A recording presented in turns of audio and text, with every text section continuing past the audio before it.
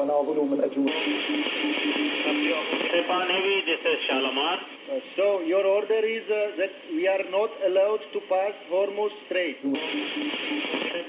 We will open it by the order of our leader Imam Khamenei, not by the tweets of some idiot. Iranian Navy, this is CMA CGM Everglades. We are turning back. Stop shooting drones at Kosovo. Eu sou a Sara de Melo Rocha e está com o Hoje. Hoje, 27 de julho de 2026, quem é a marinheira portuguesa que ficou retida em Hormuz, o medo, a fuga e o terror da guerra?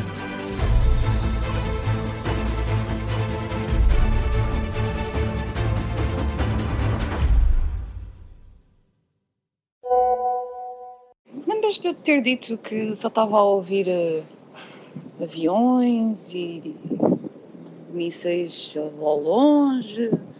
Pronto, para aí a uma milha de distância daqui eles atingiram o mar. Não sei o que é que eles estavam a tentar atingir, se éramos nós, se era o navio ao lado, mas só há navios aqui. Esta é a Daniela Brito. Trabalha em navios petroleiros há quase 20 anos. É imediato número 2 na hierarquia do navio. É o braço direito do comandante. Mudámos de fundiador e agora há 2 horas atrás telefonaram-me para vir para a ponte porque estava um navio, uma parte do navio explodiu e estava on fire. Não consigo agora dizer em português. Foi apanhada pela guerra no Irão quando estava a carregar petróleo no navio. A voz dela parece calma, mas... Não estou ok. Vamos ficar aqui para sempre.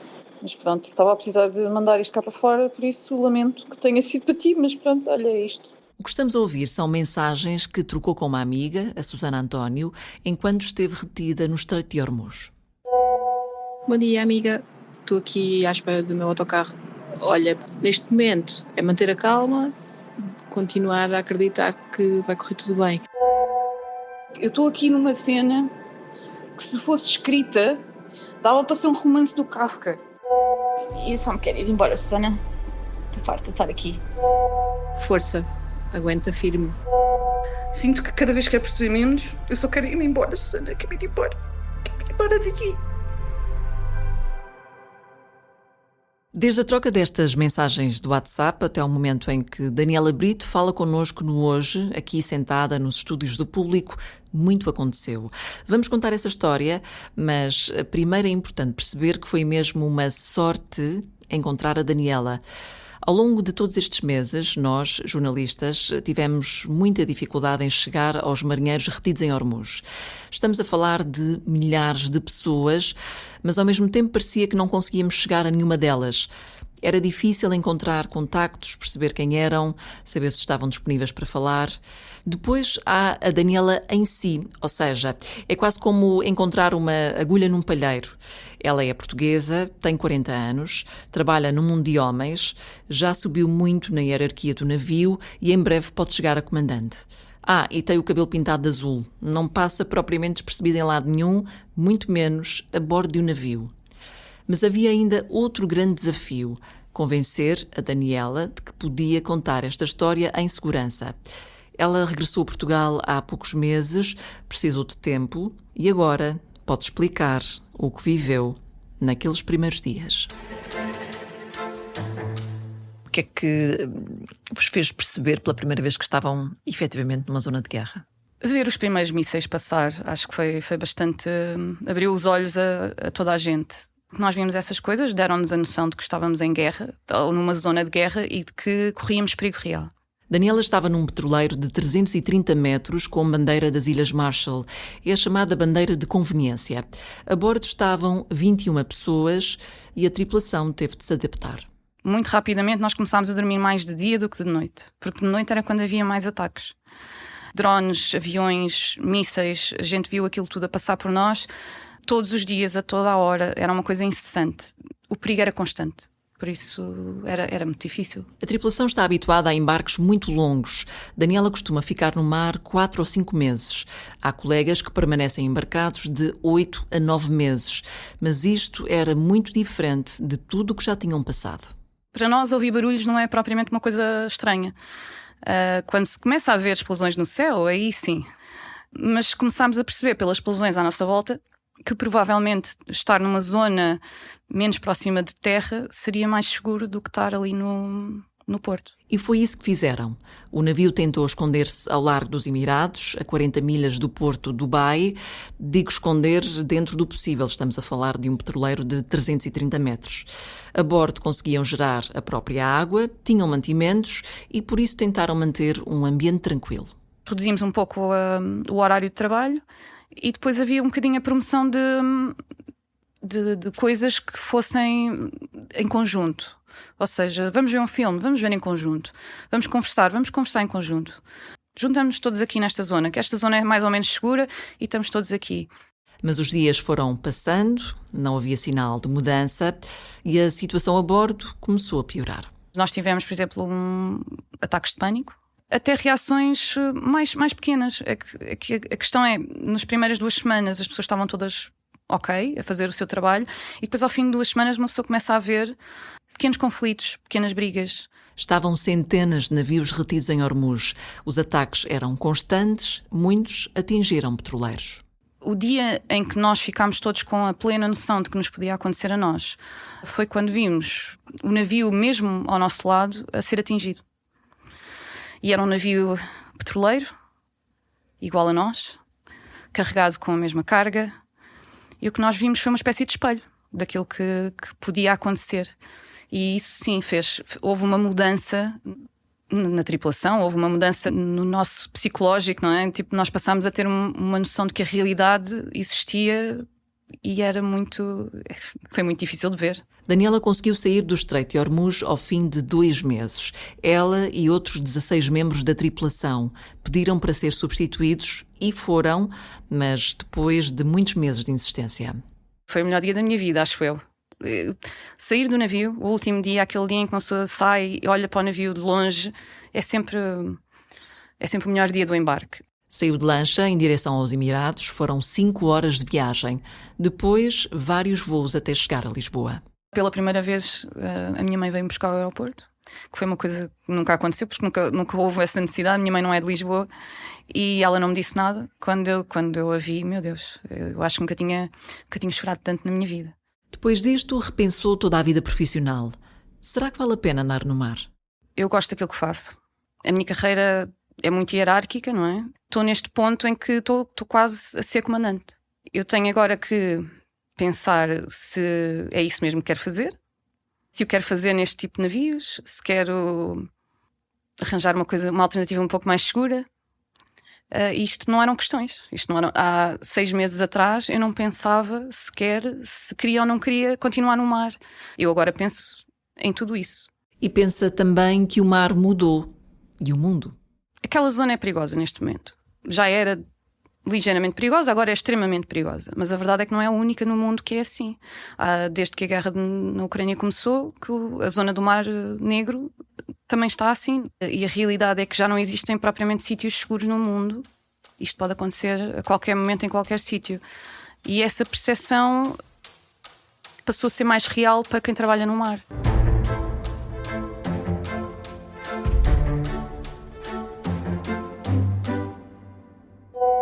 Eu estou oficialmente na lista para me ir embora. Não há data, precisamos de fazer vistos. Vou dizer para aí terça ou quarta-feira, sou capaz de me ir embora. Sana! Finalmente! Sana, vou-me embora.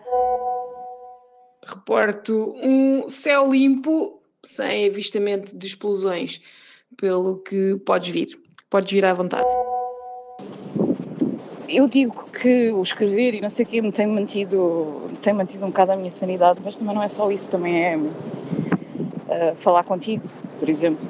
Falar contigo tem sido uma das maneiras da minha sanidade também se manter. Por isso, obrigada. Daniela Maria, eu ainda tenho que trabalhar hoje. Não se ponha a mandar mensagens lamechas para me fazer chorar à meia da tarde. Não, estou a brincar. Eu acredito mesmo muito que quem tem alguém com quem falar sobrevive. Por isso, obrigada. Vamos não esquecer, e eu não vou esquecer o quão importante deixe para mim. Pronto, é isso. Beijinhos. Está com o primeiro episódio do Hoje, o novo podcast diário do Público. Eu sou a Sara de Melo Rocha e de segunda a sexta vou partir de uma notícia que marca o dia ou o momento em que vivemos, para entender não só o que aconteceu, mas por que aconteceu e o que é que isso nos diz sobre o mundo em que vivemos. Para começar, escolhemos a história da Daniela, para olhar para uma realidade que teve pouco espaço nos jornais e nos noticiários. Estou a referir-me aos milhares de marinheiros que ficaram retidos em Ormuz. Este podcast quer trazer mais histórias assim, não será todos os dias, prometo também episódios mais curtos, mas neste primeiríssimo quisemos abrir espaço para conhecer uma portuguesa que está no centro da atualidade internacional. Nos últimos 5 meses, o Estreito de Ormuz tornou-se numa das principais frentes desta guerra no Médio Oriente. Mas para perceber o que está realmente em causa, é preciso olhar para além dos acontecimentos do dia. É preciso perceber como funciona o Estreito, quem controla as diferentes zonas, o papel do Irão e de Omã e o que pode mudar depois desta crise. E isso vamos fazer com a ajuda da Maria João Guimarães, jornalista do Público especializada em Médio Oriente. Olá Maria João, bem-vinda ao primeiro episódio do Hoje. Olá Sara, muito obrigada pelo convite. Vamos olhar para a situação no Estreito de Ormuz. Antes da guerra, tal como ouvimos a Daniela Brito a referir, Ormuz não era propriamente um local seguro. Os marítimos que lá passavam sentiam que havia alguma tensão, mas existia um equilíbrio que era relativamente estável entre Irão e Omã. O que é que, no fundo, foi quebrado nos últimos 5 meses que dificilmente será recuperado? Exato, tens toda a razão. Ormuz era um sítio em cuja navegação era dividida entre 2 países, Omã e o Irão. O que é que aconteceu? Quando Israel e os Estados Unidos decidiram atacar o Irão, no final de fevereiro, o Irão, numa das várias maneiras que teve de retaliar, decidiu dificultar a navegação pelo Estreito de Ormuz. Eu não gosto muito de dizer fechou o Estreito. O Estreito não fecha e abre assim propriamente, mas é muito fácil para o Irão, através de ameaças por um lado e ataques por outro, levar a que os navios hesitem em usar aquela via por medo de serem atacados, os prémios dos seguros aumentam, etc. Então não é muito difícil, com muito poucos meios, condicionar totalmente a navegação. E foi isso que vimos, no fundo, nos últimos meses, e é sobre isso que temos falado, aliás, nós, jornalistas, atores internacionais, parece que não existe outra coisa neste momento senão o Estreito de Ormuz, mas uma das particularidades desta crise é que o Estreito não ficou, tal como dizias, totalmente parado. Portanto, conseguimos ver navios que continuavam a conseguir sair através de uma rota controlada pelo Irão e também uma outra rota controlada por Omã. Vamos tentar perceber como é que funcionam estas 2 vias, como é que elas coexistem e porque é que esta divisão, por um lado, cria e permite circulação, o que é bom, mas, por outro lado, cria aqui problemas em termos de vulnerabilidade dos navios no que diz respeito a ataques iranianos. Então, antes da guerra havia as 2 vias, não é? O Estreito está em águas internacionais, tanto de Omã como do Irão, portanto cada um controla mais ou menos uma das vias. Depois do início da guerra, iniciada pelos Estados Unidos e por Israel contra o Irão, uma das maneiras que o Irão encontrou de retaliar foi precisamente dificultar a navegação no Estreito, atacar alguns navios, ameaçar e começar a negociar o pagamento de portagens também com alguns países e permitir apenas a alguns países e não a outros, escolhendo conforme os seus interesses geopolíticos.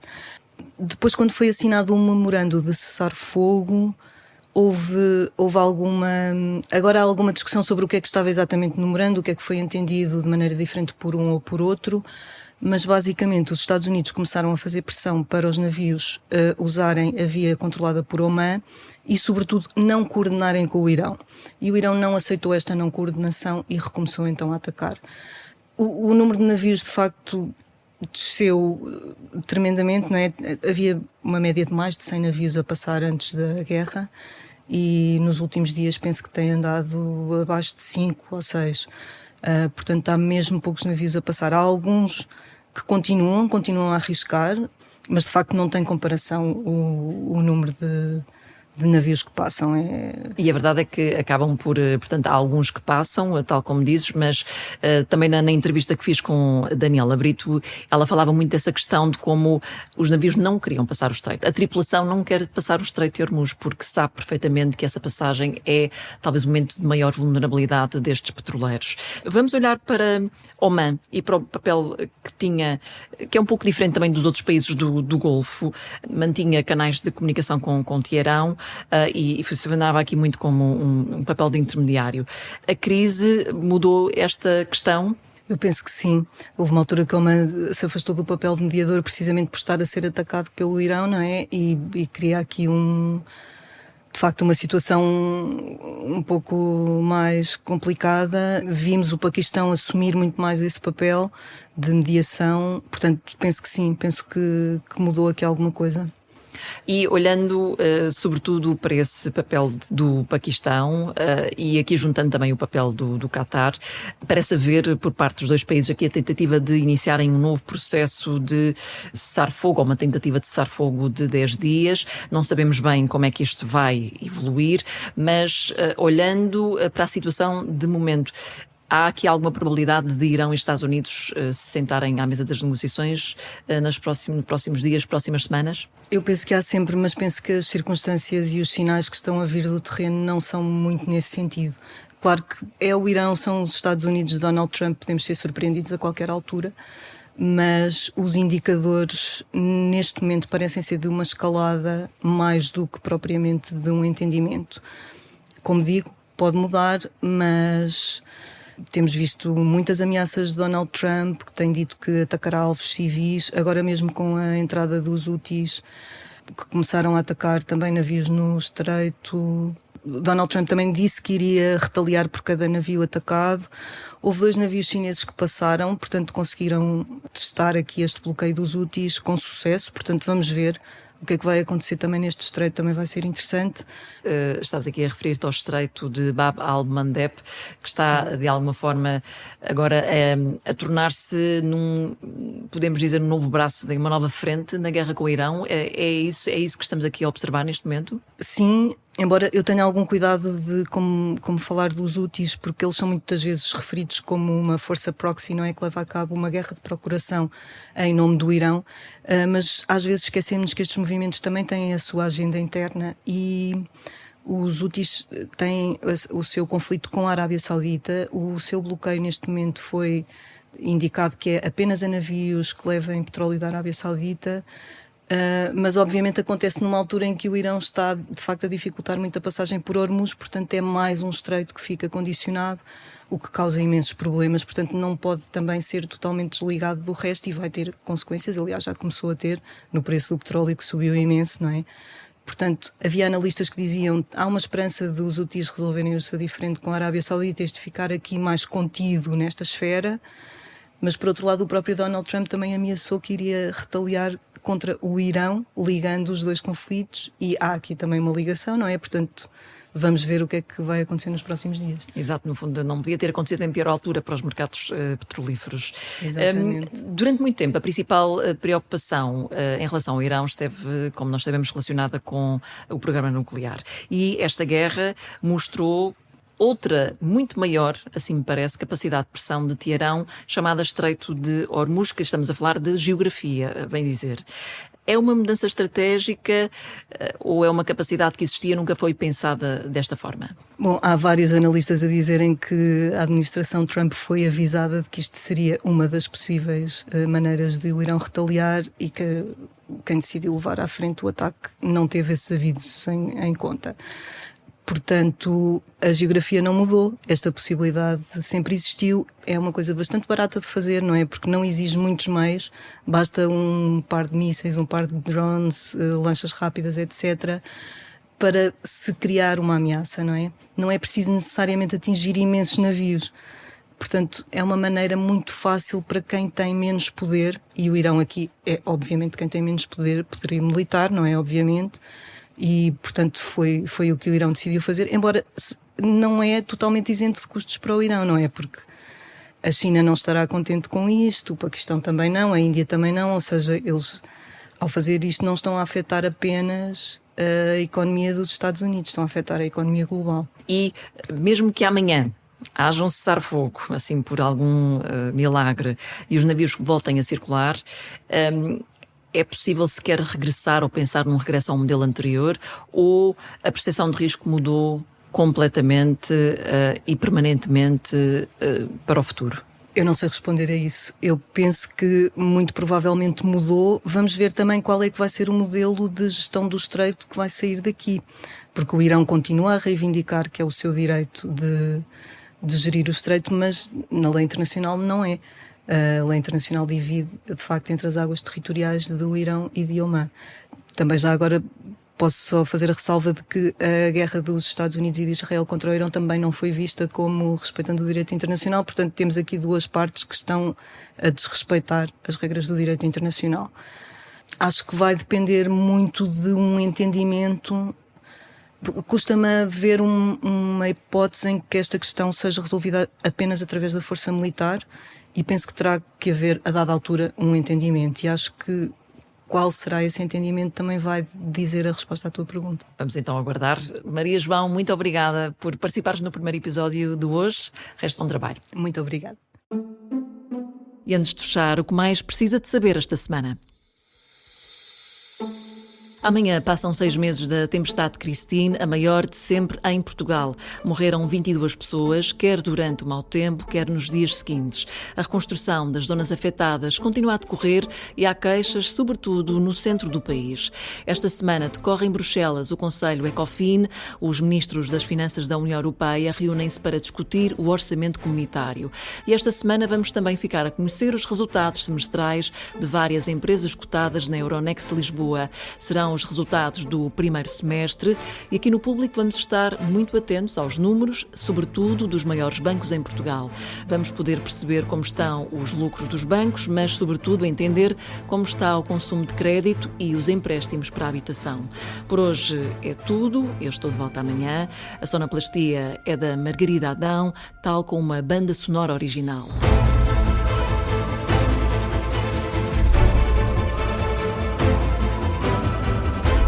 Hoje, o seu dia começa aqui.